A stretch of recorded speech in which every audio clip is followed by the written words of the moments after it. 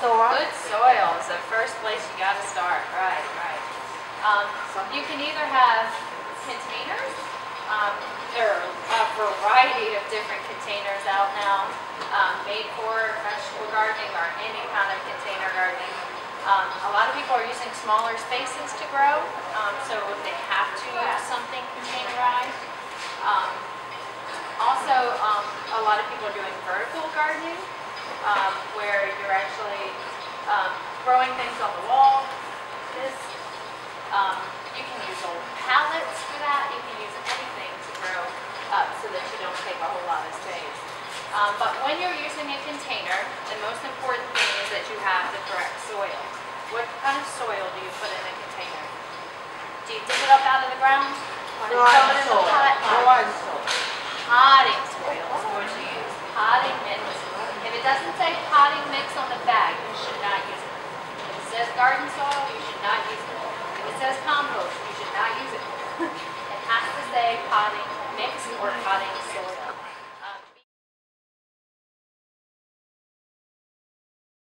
March is the best time to plant most of your root vegetables.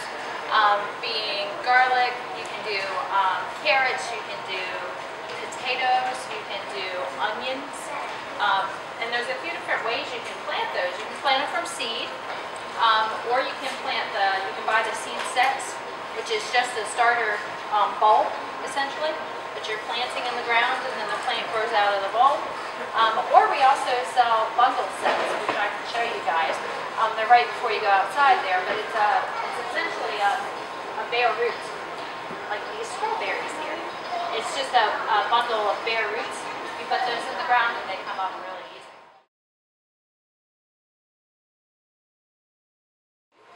It is not too early, no. The only thing I'll tell you is the seeds, if you're starting from seed this time of year, it will take them a lot longer to germinate because the soil temperature is what matters in the germination of seeds. If you wanted to start them inside and get them up and then plant them out when the weather, the ground is a little warmer, you'd be much more successful. Or if you bought the starter plants, which are right behind us here, and planted those, they would produce faster. You can certainly do the turnips from seed, but it would be much later. Later in March. You wouldn't be harvesting until probably June if you did seed. Because most of those things are 50 to 60 days from germination. And this time of year, normally germination for those things, if you plant them in the fall, when the ground is warm, they germinate quickly. So planting from seed in the fall is a good idea. In the early spring, it's better to start from plant. Just because the ground temperature isn't conducive to getting the seed warm enough to germinate. Once they germinate, they grow, but it's just getting them to germinate is the hard part. So most of the time, the ground temperature needs to be 50 or more, and we're far from 50. I want to go home and plant today, but it's covered in snow. My garden is just little hills of snow.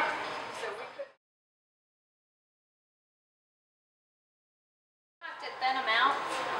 Once they get one or two sets of true leaves, where you actually get the true leaf on the plant, is when you should separate them. And depending on the plant, they should not be very close together. Like if it's going to create something underground, like a onion or a carrot or a potato, something like that, it's going to need a lot of space to grow. So you're going to have to space those guys out good. Whereas lettuce and things like that, you can grow those closer together, especially the leaf lettuces and things, because they don't need room to make heads. So closer together for those is fine. A lot of different ones, but this one is my favorite. It's called Garden Stone. It's all organic. I don't use it because it's organic. I'm not an organic gardener. I should be, but not. I just use what works for me. This works for me.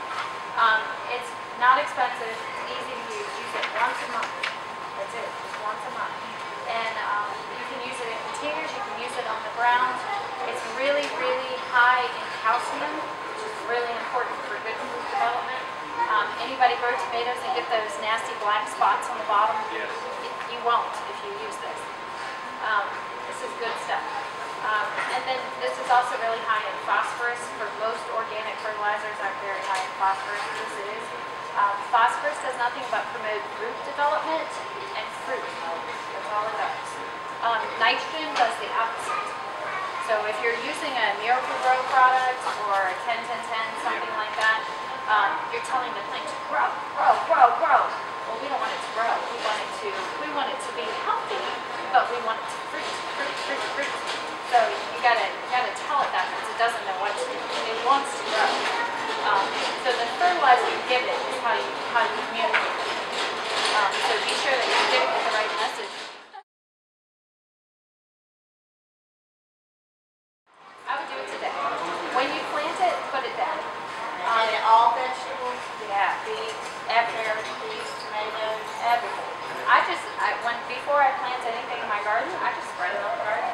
And then I go back once a month and just side dress.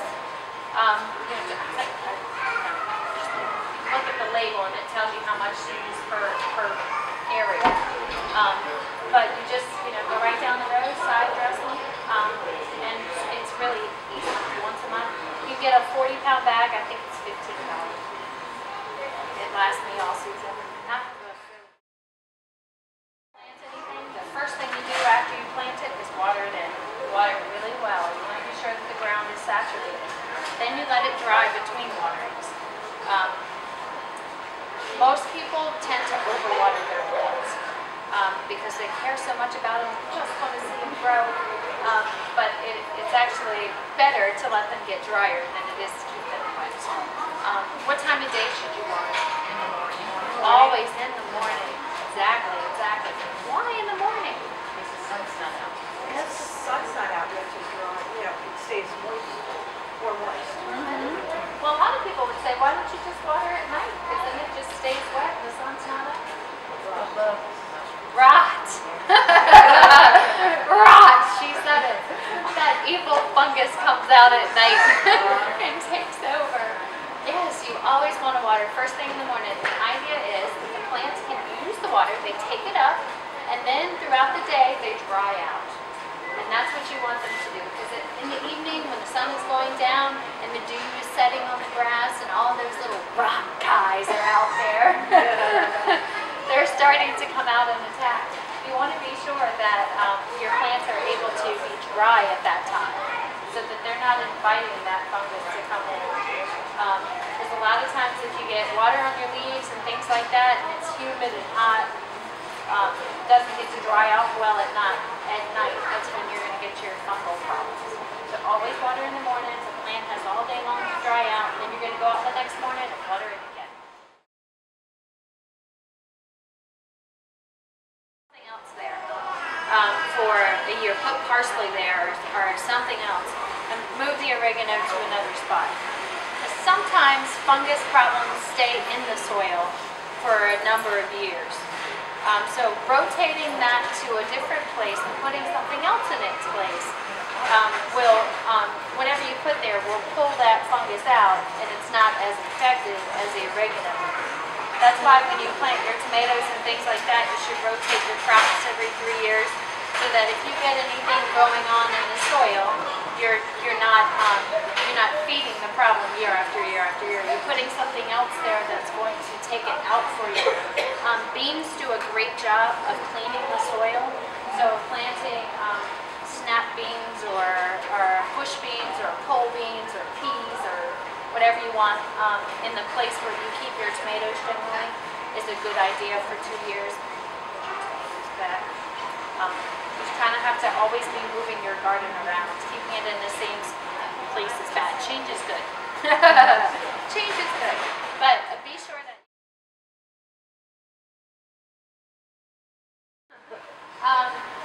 let's see, what really likes water? Tomatoes are water hogs. They do actually prefer water. That's why you can never plant your tomatoes and peppers together, because peppers don't like water. So those guys separate. Beans tend to use water fairly regularly too. If you want to do herbs, mint, but be careful with mint. Because you'll have it forever.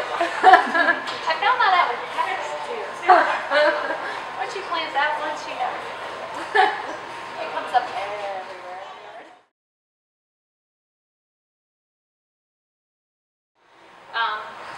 This is my favorite one. It's just a dust. Everyone knows Sevendust. It's been around forever.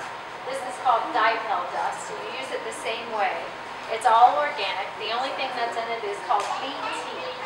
BT is a bacteria that it's not harmful to you in any way. You're going to sprinkle this on your plants, and if any of those little moths come and lay an egg, the BT will eat the egg. So it's going to stay on your plant until it rains. So you have to reapply when it rains. But it is a fantastic product. It's really inexpensive. It's easy to use. You put it down. Once you start seeing those little butterflies is when I would put it down. Because if you start seeing the worm, it's too late. You're already going to have issues. So if you see the butterflies flying around your garden, this is what you want to use. It also comes in a concentrate if you'd rather spray. You can mix this up in your handheld sprayer and spray your plants. This actually lasts a little bit longer. It has a little more stay power than the dust does, but it's a little more expensive.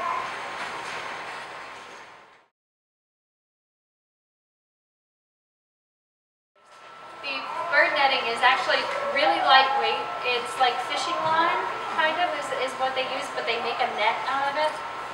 You just lay it over top of your plants. It doesn't look the best, to tell you the truth. I mean, it's just black netting that's going to go all over the top. But it keeps the birds from picking your berries before you can pick them. And it also keeps the squirrels out. Because I have problems with squirrels. So it does a nice job of keeping those out too. And rabbits, if you have other things that hop around and try to get in there.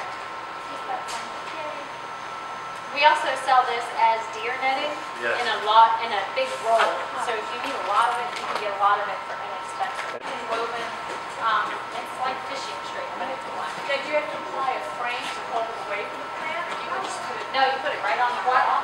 Right on the plant. And you can stake it down to keep the wind from blowing it off too. So. Yeah, I was going to have to pull up corner by corner to pick up the berries. To pick the berries, I know. But without it, I wouldn't have any berries though. So it is definitely worth it for the extra 2 seconds it takes to lift it off and pick it up and put it back. But it does work really well, and the wind goes right through it too, so you don't really have as much problem with it coming off. Yes, you know, broccoli in the pot or lettuce in the pot, because we live in the apartment, so we don't get that much space. Definitely. You can grow anything. Pots are good, yeah.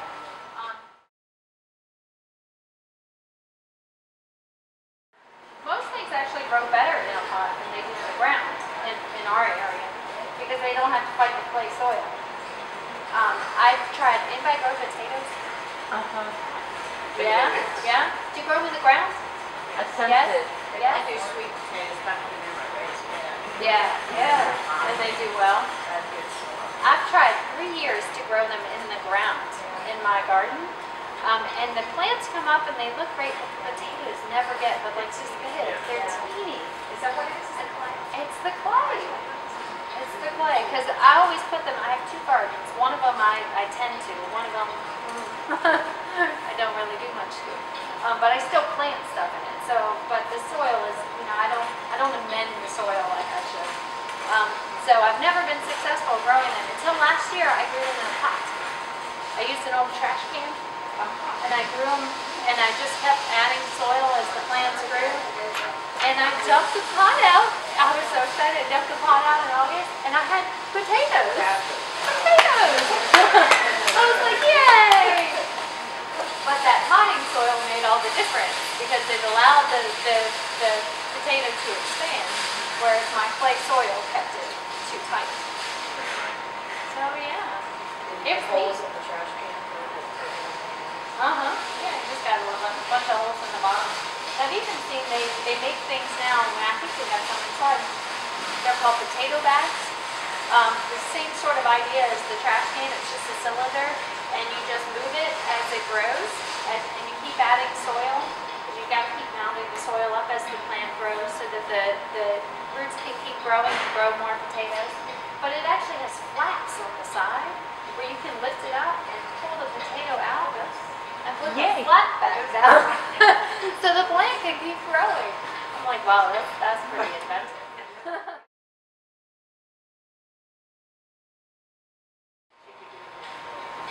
Chickadee doo-doo, they've actually made it granulated. Doesn't have the smell. If anyone's ever used black hen, it does smell like a farm. So it does have an odor. This does not have the odor.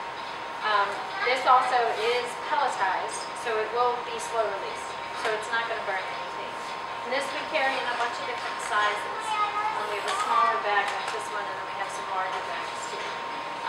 But I will tell you that most of the chicken fertilizers are beginning to contain corn gluten, which is like just a byproduct of corn. And essentially, corn gluten works really well at keeping weeds down.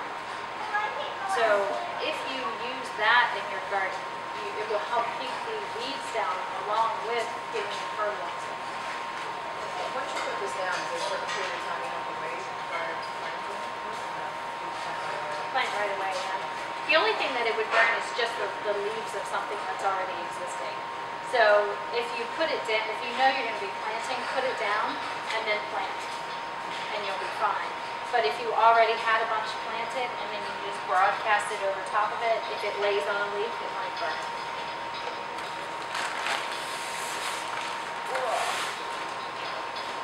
But it is really good.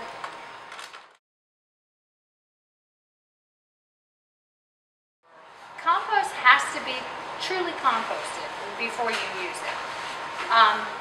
Now, nature has its own way of composting, where it has little microorganisms in the soil that do the work of composting. Essentially, they take all of the harmful bacteria and things like that out of what you're putting into your compost. So you have to be sure that you're completely composted. Generally, I say a year, and it should be outside, and you should be turning it once a month, so that what's at the bottom gets taken to the top, and what's at the top gets taken to the bottom. You should, if you're a diligent composter, you should have 2 separate compost bins. One that you've had for a year that you haven't added anything to, that you keep turning, and one that you add to this year, that you keep putting new material in, but still turn it. So you have one bin that you can use every year, and one bin that you're making for next year. So there's, essentially you can put anything into it as long as it's not a meat product. Usually meat products are not good because you're going to be attracting all kinds of things. But a good mix of green and brown is a necessity.